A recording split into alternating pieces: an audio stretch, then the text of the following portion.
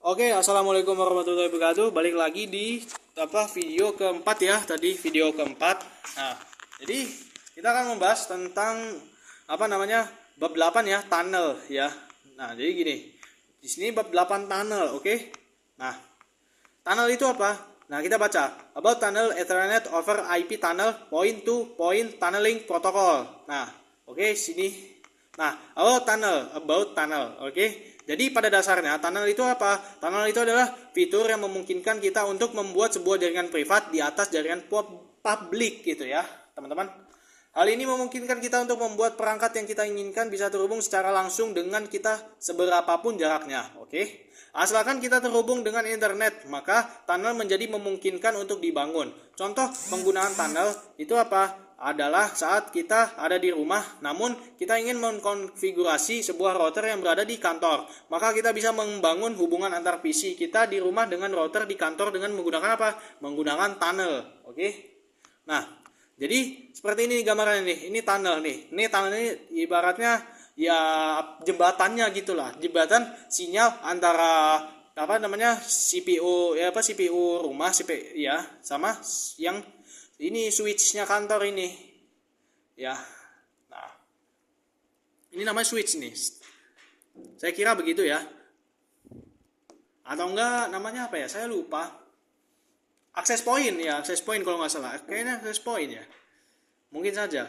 Nah, ini internet, habis itu ini sini wifi-nya. Oke, nah kita lanjut.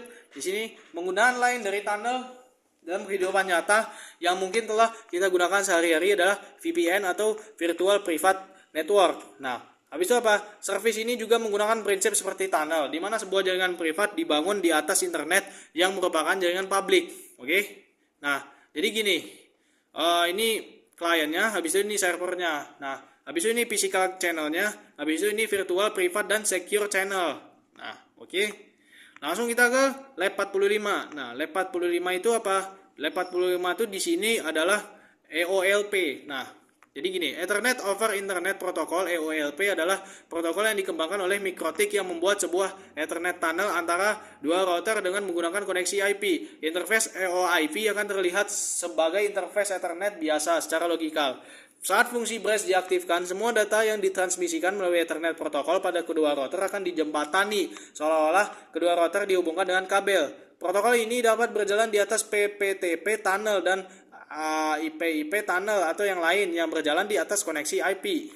Nah, oke.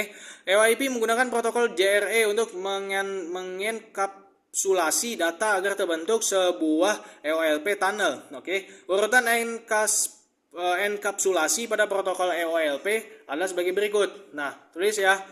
Satunya apa?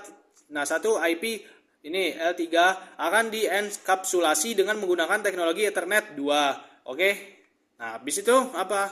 Nah, dua itu apa? Hasil enkapsulasi tersebut kemudian mengenkapsulasi protokol JRE. Nah, habis itu bagaimana hasilnya?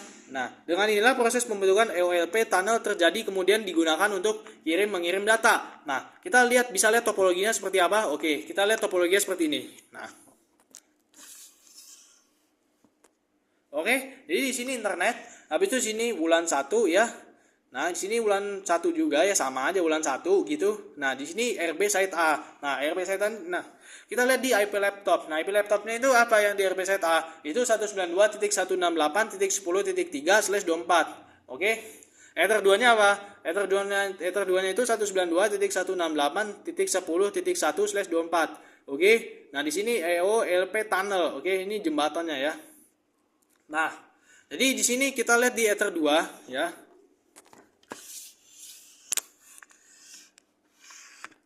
Nah, Ether 2 itu apa? Berarti 192.168.10.2/24. Oke, ini ulang satunya. Nah, ini RB side B-nya. Oke, sekarang langsung saja kita mulai menjalani praktek membangun sebuah tunnel. Untuk berdirinya tunnel, maka router perlu untuk terhubung ke internet.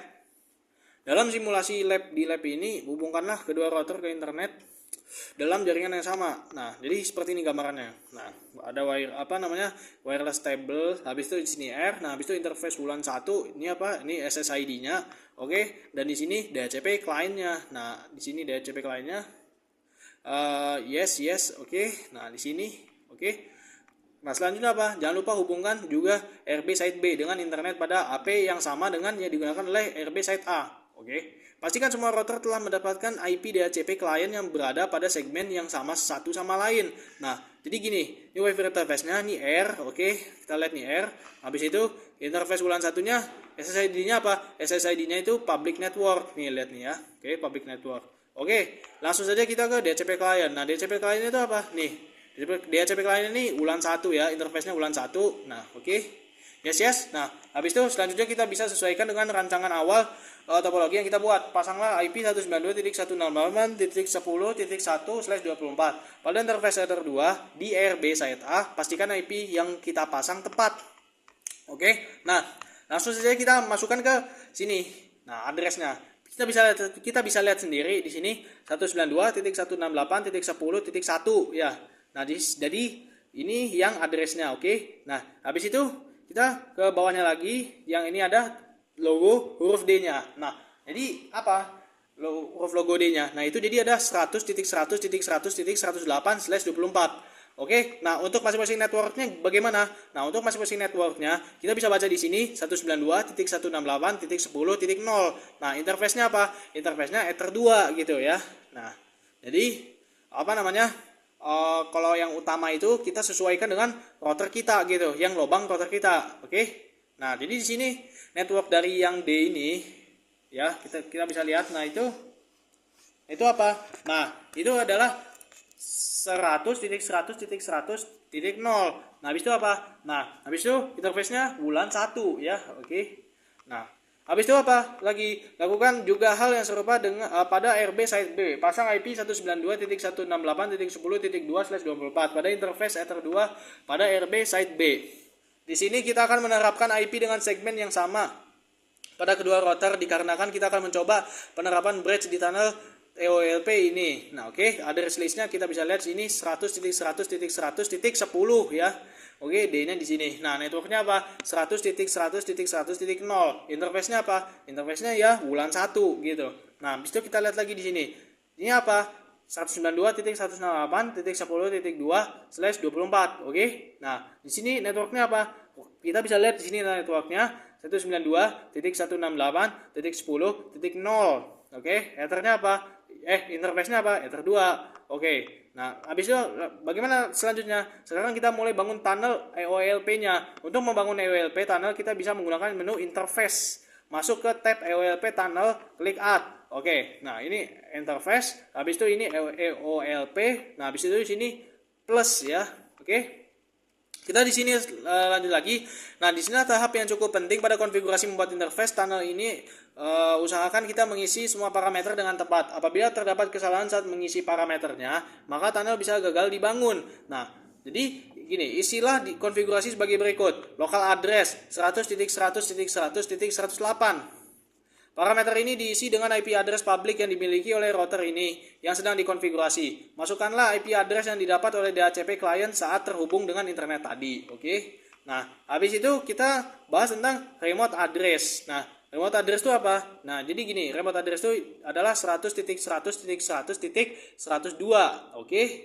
Nah, habis itu di sini parameter ini diisi dengan IP address public yang dimiliki oleh router partner yang menjadi pasangan dalam membangun tunnel atau bisa dibilang router target tujuan tunnel. Masukkanlah IP address yang terdapat di DHCP client router tetangga. Nah, oke, setelah itu kita masuk ke tunnel ID. Nah, tunnel ID itu maksudnya apa? 123 di sini. Nah, 123 merupakan nomor yang bisa bebas dipilih. Nomor yang dipilih pada router ini harus sama dengan nomor yang dipilih oleh router partner dalam membangun tunnel. Kedua router yang membangun tunnel EOLP harus mengisi tunnel ID yang sama. Nah, oke. Jadi seperti ini nih gambaran ini, new interface. Oke, local address-nya kita bisa lihat, remote address-nya juga kita bisa lihat, tunnelnya juga kita bisa lihat. Nah, habis itu di sini interface-nya, sini EOLP tunnel, oke. Kita klik plus, oke. Nah, di sini. Nah, setelah itu kita bisa lihat lagi local address, remote address, tunnelnya dengan ya ini bisa dilihat dengan teliti ya. Jadi gini. Oke. Nah, oke, setelah kedua router membangun interface tunnel EOLP dengan kriteria yang benar dan valid, maka kita akan bisa melihat langsung hasilnya. Nah, hasilnya apa? Hasilnya kita lihat seperti ini nih. EOLP tunnel, ini tunnel, habis itu Oke. Oke, kita bisa lihat di sini kan hasilnya interface shader 2. Oke. Ini habis itu ini. Nah, kita lihat lagi ke bawah. Oke, ini habis itu ini. Nah, habis itu saling ping. Nah, oke, lihat pingnya. Oke, terima kasih telah menonton video ini. Assalamualaikum warahmatullahi wabarakatuh.